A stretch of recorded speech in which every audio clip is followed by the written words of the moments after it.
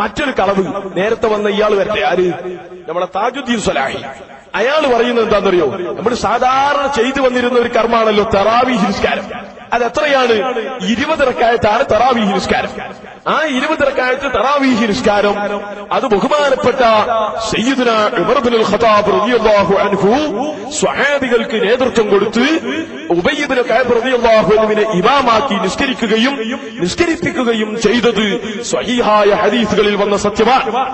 ഈ ഒരു കാര്യം അയാള് പരിഹസിക്കുകയും അതോടൊപ്പം ഉമർ ഇബ്നുൽ ഖത്താബ് റളിയല്ലാഹു അൻഹുവിന്റെ കാലത്ത് ജനങ്ങൾ ചെയ്തത് തെളിവല്ല, അഥവാ ഉമർ ഇബ്നുൽ ഖത്താബിന്റെ കാലത്തുള്ളത് ആരാണ്?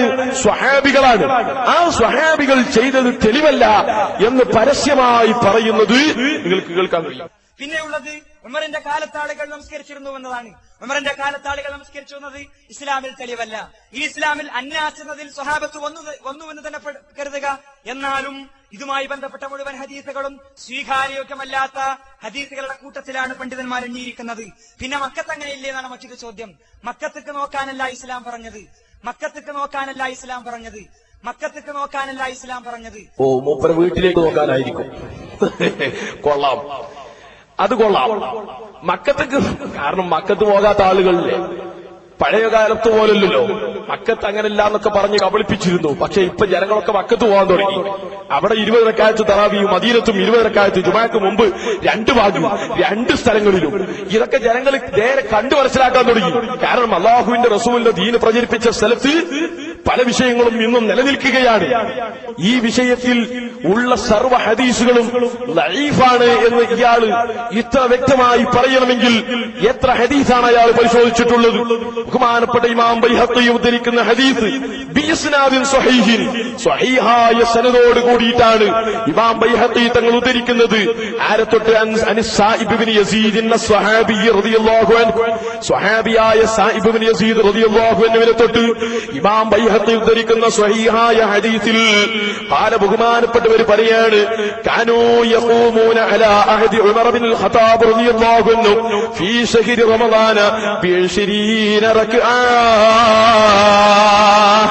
റമളാനിൽ ഉമർ ഇബ്നുൽ ഖത്താബ് റളിയല്ലാഹു അൻഹു ഭരണം നടത്തുന്ന കാലഘട്ടത്തിൽ സ്വഹാബികൾ 20 റക്അത്ത് തറാവീഹ് നിസ്കരിക്കുന്നവരായിരുന്നു എന്ന് സ്വഹാബിയായ സായിബ് ഇബ്നു യസീദ് റളിയല്ലാഹു അൻഹു പറയുന്നതായി ഇമാം ബൈഹഖി തങ്ങൾ രേഖപ്പെടുത്തുന്നു. അത് സ്വഹീഹായ പരമ്പരയിലൂടെ വന്നതാണെന്നും അദ്ദേഹം പറയുന്നു. എന്നിട്ട് പച്ചക്കള്ളം പറഞ്ഞില്ലേ ഇയാള്?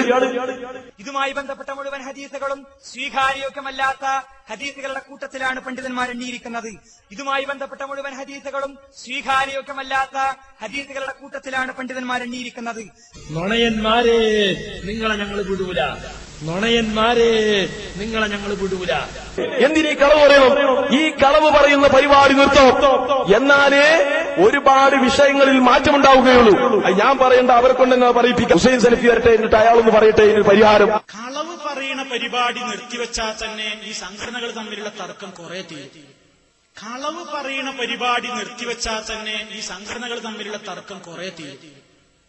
തീരാതിരിക്കും. കുറെ തീരുന്ന മൂപ്പർ പറഞ്ഞത്. എന്നാലും കുറച്ചെങ്കിലും തീരട്ടെ, എന്നാലും കുറച്ച് ബാക്കി ഉണ്ടാവുന്ന പറയുന്നത് ഇരിക്കട്ടെ.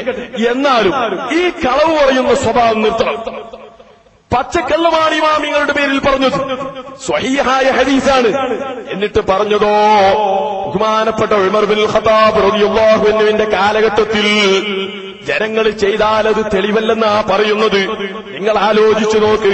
സയ്യിദുനാ ഉമർ ഇബ്നുൽ ഖത്താബ് തങ്ങൾ ഭരണം നടത്തുന്ന കാലത്ത് ഇസ്ലാമിലില്ലാത്ത ഒരു പുതിയ ആചാരം സ്വഹാബത്ത് മദീനത്തെ പള്ളിയിൽ വെച്ചോ അതിന്റെ പരിസരങ്ങളിൽ വെച്ചോ ചെയ്യുക എന്ന് പറയുന്നത് ഉമർ ഇബ്നുൽ ഖത്താബ് കണ്ടിട്ട് മിണ്ടാതിരിക്കുകയോ? ഉമർ ഇബ്നുൽ ഖത്താബ് തങ്ങൾ അത് കണ്ടിട്ടില്ല എന്ന് പറഞ്ഞില്ല, കണ്ടിട്ട് മിണ്ടാതിരുന്നു എന്നാ പറയുന്നത്. അതെങ്ങനെ ഉമർ ഇബ്നുൽ ഖത്താബിന്റെ ചരിത്രം പഠിച്ചവർക്കറിയില്ലേ അങ്ങനെ താളല്ലെന്ന്?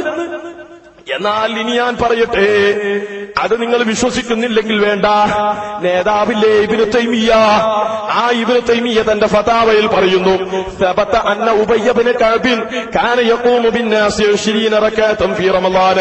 ഉബയ്യ ഇബ്നു കഅബ് തങ്ങൾ റമളാനിൽ 20 റകഅത്ത് ജനങ്ങൾക്ക് ഇമാമായി നിസ്കരിക്കുന്ന ആളായിരുന്നു.